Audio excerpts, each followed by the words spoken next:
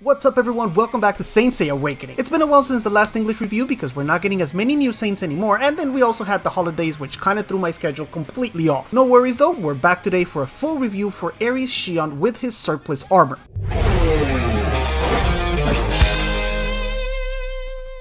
Now, Shion is the first of the Gold Saints that comes back during the Hades arc to get his surplus armor here in the game, and I think it's a pretty good indication that we're gonna see all 6 of them. He is a physical type unit that has 2 functions in a team. One of them is going to be to protect, and the other one is to deal damage, both with a skill and also with reflect from this shield. His abilities are fortunately not very hard to understand, though some of the interactions that he has between the shield and then also he stays as a ghost at the end when he dies, those interactions are weird as hell, and we're still discovering ways in which they work. Let's start off with his first skill, which is an individual attack that deals a little bit of physical damage, but it also recovers some of Shion's HP. That recovery starts in only 2%, but goes all the way up to 15 with skill ups. That sounds amazing, 15% with just the basic attack, but it's not something that we're gonna level up. His second skill, the Nether Crystal Wall, is both how he protects and how he reflects damage to the enemy. This thing costs 0 energy to use, so just like the Divine Shun's chain, and when you place it on an ally, what it does is that it completely cancels the damage for a certain number of attacks. It starts at only 2 attacks, but on level 5 you can cancel 5 of the enemy's attacks. The best part about this protection is that it also reflects some of that damage. The chances to reflect start at 50%, but again, on skill level 5, it goes to guaranteed 100%, and it also reflects most of the damage. You only lose about 10%. Now, this skill is extremely important, and it seems almost designed to counter what has been the strongest meta for quite a while, and that's Thanatos. If you use this shield against Thanatos, you will reflect not only his individual attacks or when he does the AoE, but when the eye actually blows up, you can reflect all of that damage, which saves your unit and almost always kills the enemy Thanatos. That's 2 of the functions. The last one is that every time that you reflect damage, you get a buff to your attack skill, which is the third one. That damage boost can go all the way up to 100%, so effectively doubling the damage that we can do. The last thing I'll mention before we move on from this skill is that this damage reflection works a little bit strangely. It doesn't reflect damage after every hit. It waits for the turn of the enemy to be complete before reflecting all the damage. This means that multi-hit units, like for example Shura, Pisces, Evil Saga, which hit multiple times in the same movement, they're not gonna get a little bit of damage reflection after every attack. No, they finish all of their hits, and then at the end of the movement, all of the damage gets reflected at once. This means that it's a sort of counter for lifesteal, because you can't heal yourself a little bit and then receive the damage, and then heal yourself a little bit and receive the damage, etc. It all gets calculated at the end. The third skill is called the Nether Stardust Revolution, and this is his straight up attack. It uses 2 energy, it deals some physical damage, but it also absorbs the enemy's attack, and this is both cosmic attack and physical attack. Now, obviously, he can only take advantage of the physical attack since he's a physical unit, but he does weaken the enemy. He makes the enemy do less damage to you. The skill also has a third effect, which is that it applies Shutdown, and this is an awesome name for a skill, and what it does is that it puts this little cube around the enemy that you attacked, and this cube prevents the enemy from getting buffs. He can't get attack buffs or defense buffs, he also can't recover HP, he can't be healed, he can't get a double turn, and he also can't accumulate stuff. So for example, Thanatos accumulates his rage, Mew accumulates his psychokinesis, all of those are blocked. They will no longer be built up, and this thing can't be purified. The fourth skill is his only passive called Nether Endless Starlight. This passive gives your team damage reduction at the beginning of the battle. It will reduce damage for the first 3 attacks, which is not something major. The part that is interesting though is that when Shion dies, he stays in the field of battle as a ghost. That ghost will fade after he moves twice, and this is not rounds, this is actually turns, so if you give him a double turn, he's gonna disappear right away, or when the enemy hits him a certain number of times. It starts at only 2 attacks but can go all the way up to 5, meaning you have to attack him with 5 different units to get rid of him, and in this case it works differently than the shield. Each attack from a multi-hit unit does not count as an individual attack. If Shura hits him 10 times, it's only gonna count as once. It's very strange, it's a little bit hard to keep track of, and I believe the exception to this might be canon because his attacks have always counted separately. Now, when it comes time to leveling up his skills, he is quite an expensive unit. As you can see here, I left mine at 1545, and that's because we have to increase the number of attacks that the shield can take. It also helps a lot to increase the number of attacks that the ghost can take. Otherwise, both things are broken pretty easily and they become useless. I would say that a basic canon would have to be 1, 5, 1, 2. The 5 so that the shield survives more time, and the 2 on the last one is really just so you can open all of the 8 cents. The next level is a good Shion, and you actually have 2 options. You can go with more of a support. In that case, you would use 1, 5, 1, 5. This gives you the maximum number of hits that both the shield and the ghost can absorb, meaning he can stay on the battlefield and be annoying longer. For more of an attacker Shion, then you would go 1, 5, 5, 1. The ghost is not going to stay very long, but the damage from this skill does go up a lot. It's almost 3 times as much between level 1 and level 5. The ultimate Shion, all-terrain, all-around Shion would then be 1555. This gives you absolutely all the protection, all of the turns, and the maximum damage. That's a total of 30 tomes.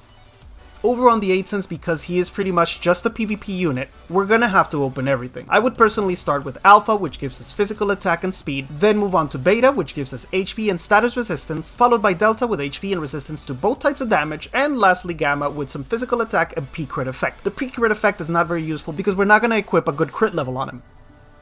Over on the Cosmo, we kind of have two options as well. We can go with a mix that gives us a decent amount of damage. In that case, I would use Fire Drop with physical attack, P-crit effect, which we said is not that useful, but some HP. Fire Drop is the only Cosmo in the red that actually gives you HP. If you want to go with a super tank Shion, resist as much as possible, then White Mist would be your best option, with physical defense, Cosmo defense, and resistance to cosmic damage. Under Lunar, almost anything fits him. You're going to want as much HP as possible. Tenacity, Bloom, Knowing, because Control does affect him even when he's a ghost. Those are all good options, but I think one of the most popular right now is Spirit Print. This will protect him from Hades, from Mew, from Cannon, all of those really hard hitters. It's also a very good balance because in the blue, we're going to be going with Naga Pearls. This gives us resistance to physical damage. If we have resistance to cosmic damage in the yellow, it balances it out. Over on the legendary, I've gone with Daffodil for now because when he stays at a ghost, he technically stays at 0 HP. This means he would get the maximum boost from Daffodil. The problem is that if you're fighting Thanatos, they tend to turn your legendary Cosmo off, so at the end of the day, it doesn't even matter. But that's a good option if you want to go with Nuke. If you want to go with some more protection, you can use some of these disgusting Cosmo like Rising Dragon Teeth and the new Resurrection Tree. In substats, you're going to be looking mostly for speed, HP, and physical attack. Those are the three that matter for him. Speed so you can protect an ally sooner, HP to make sure he survives a little bit longer, and physical attack so he can do some damage probably later on in the fight.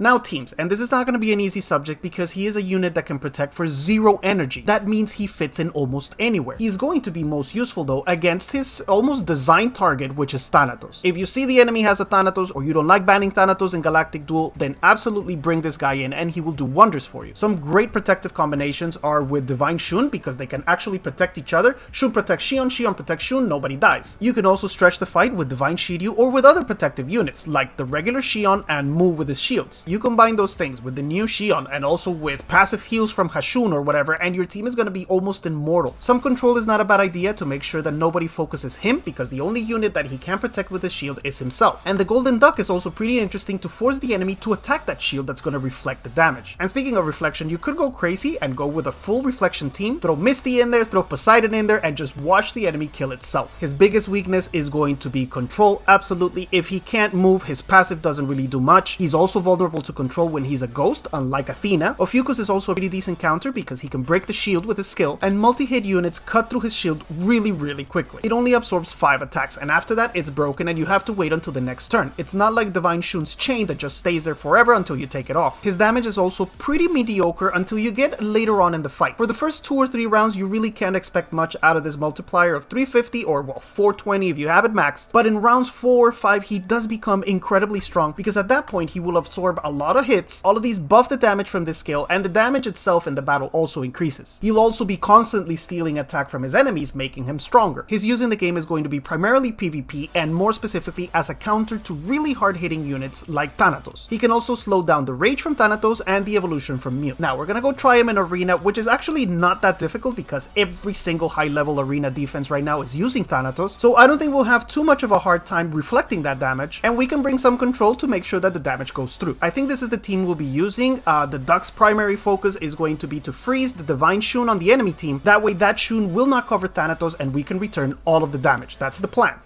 Now, whether that will work or not is a completely different matter. So I'm going to go with the leftmost guy here. He has Cannon, Hades, Thanatos, the Divine Shun we mentioned, also Hashun, and Pisces. I think we should be able to beat this. I hope so. And we have Mew to deal with Cannon, who's the one that's going to hide. I think the one that worries me the most is actually Hades. All right, here we go. Let's cross our fingers and hope this does not end in tragedy. And you know what I just realized? We don't have Marsh Fairy, but this is a very low energy consumption team, so I think we don't need it. Let's start off with, I am going to straight up, oh my god, it's going to take so many turns to return the, no, actually it's not going to take that many turns to return the damage. Let me just freeze Shun. Let me shut up and just act. Now, you see this little aura that I have, these little sparkly things that I have around me? That is the damage reduction from Shion. Okay, so the first, I think it's the first 3 attacks that the enemy does on me, I'm going to have 30% damage reduction because I have it at level 5. Now, I am going to mark, I'm actually going to, he doesn't have any way to protect his team, so I'm going to mark Pisces, and I'm going to get rid of him after round 2. After round 3, whatever it is. His shield I'm going to use on the Duck. for now. There's no use putting it on Shun because he's... Wow, I'm an idiot. Actually, if I put it on Shun and I give him a double turn, that would immediately kill his Thanatos. So that's a mistake on my part. We started off on the right foot as usual.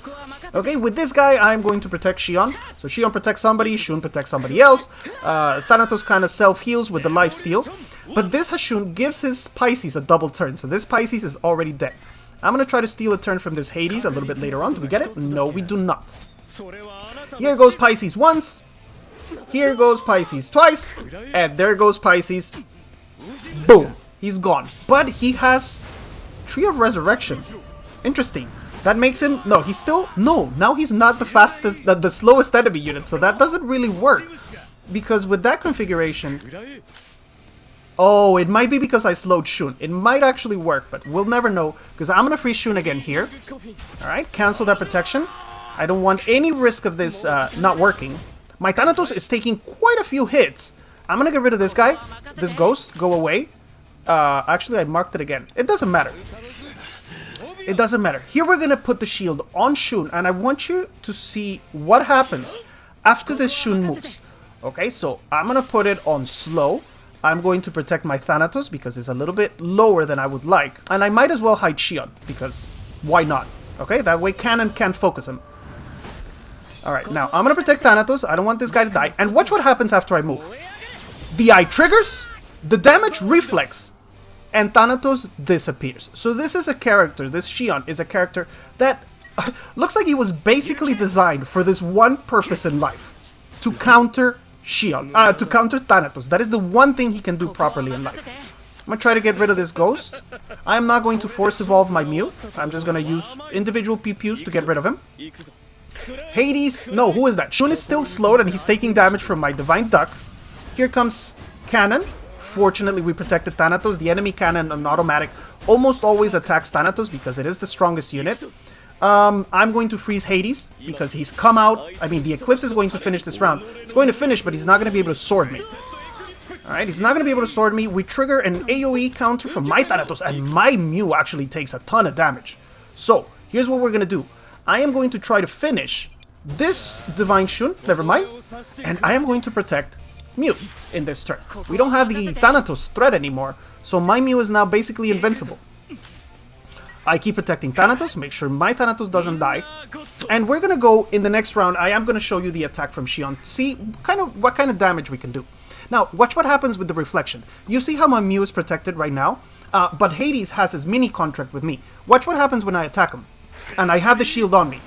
The damage that he returns is 0. For all of my attacks, the damage is 0. Now, what I don't know is if this actually counts as individual attacks for the shield, right? If it's breaking down my shield at this point or not. I am going to kill Hashun, maybe. Get rid of that self-heal. Never mind, I only get 2 movements because that's always my luck. This Shun doesn't protect. He didn't protect anyone with the chain. Why? That's very interesting. That's very interesting, but I'm going to blow something up with my Shion in this turn. Okay? I'm going to blow something up. I am going to prevent this Hades from acting again. I think he might actually eat an eye here. He might eat an eye here. Can I kill Hashun?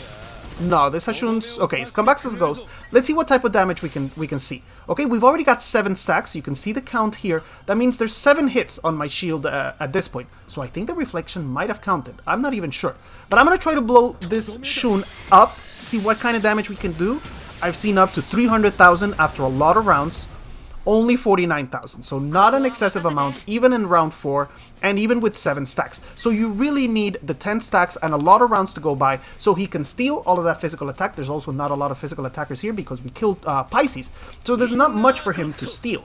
Now, the other cool thing about Shion's shield is that it doesn't expire if the enemy doesn't hit it. You actually have to hit the shield if you want to break it. It will run out after a couple of rounds. It'll be there forever, basically.